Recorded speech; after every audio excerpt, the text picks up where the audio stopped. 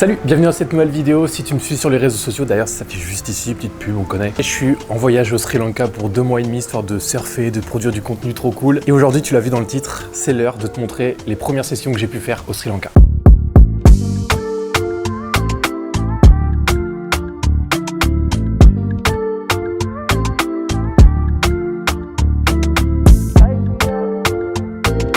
Salut, c'est Mathis, bienvenue dans cette nouvelle vidéo. Je suis actuellement au Sri Lanka et après 13 heures de voyage, 24 heures sans dormir et plusieurs jours de galère. D'ailleurs, je te parlerai de toutes les galères qu'on a pu rencontrer en une semaine dans une prochaine vidéo. Et donc, c'est l'heure de tester ma nouvelle planche. C'est une Egg en 6.6, c'est vraiment parfaite pour les vagues un peu molles qui peuvent avoir des sections creuses de temps en temps. Et le nose est un peu large pour avoir une rame beaucoup plus rapide et je te garantis que cette planche, c'est un vrai couteau suisse. Et sans plus attendre, il me tarde de te montrer mes premières vagues au Sri Lanka parce que crois-moi, à l'heure où je tourne ça, ça fait une semaine que je suis là et on n'a toujours pas eu une bonne session. On est vraiment tombé sur la pire semaine possible en termes de houle, en termes de vent, en termes de tout et n'importe quoi. Vraiment, là, je sors tout juste d'une session. Je te mets à l'écran la seule vague que j'ai prise aujourd'hui.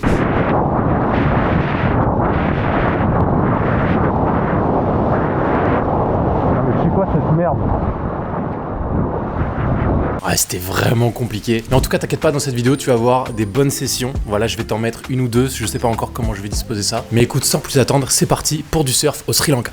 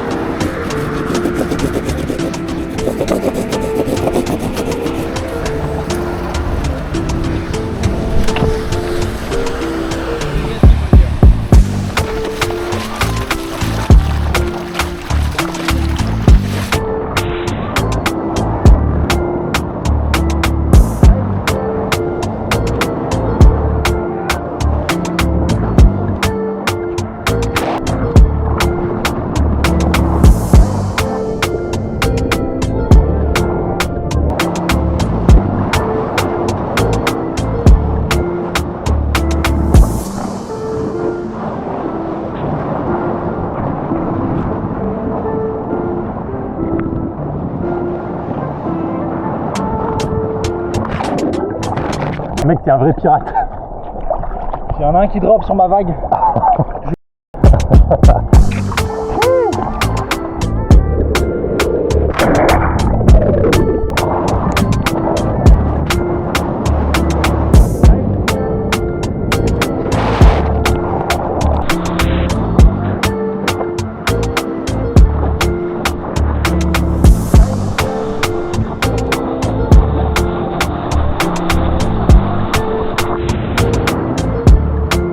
Comme tu peux le voir, cette session c'était loin d'être la meilleure. Et je te dis, pendant des jours, on s'est levé tôt, on a cherché, on est allé checker tous les spots possibles. Et on se retrouvait soit à ne pas faire de session, soit avec des sessions où les vagues étaient vraiment bof. Il y avait soit trop de vent, soit les houles se croisaient. Enfin bref, c'était vraiment pas le top. Mais je suis content parce que la prochaine session que je vais te montrer là juste après, elle était top. Est-ce qu'on va enfin avoir des vagues sympas? Oui. Ça va pas être super gros, mais ça va être cool. Ouais, en vrai. Le principal, c'est de s'amuser. Tu vas voir, dans cette session-là, en réalité, il y a 3 sessions. Et ces 3 sessions se passent sur le même spot.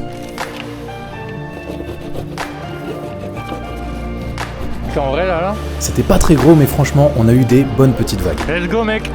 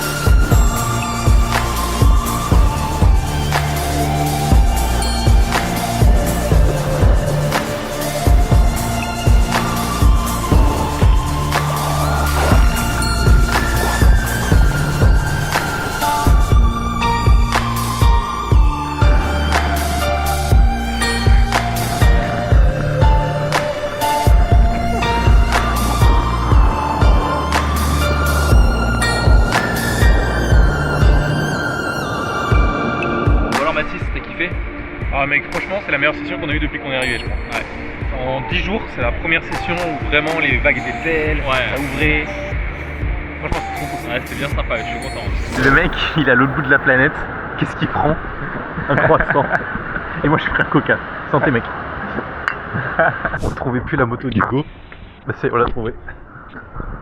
Hello, good morning. My motorbike. Ah, des Pas compris.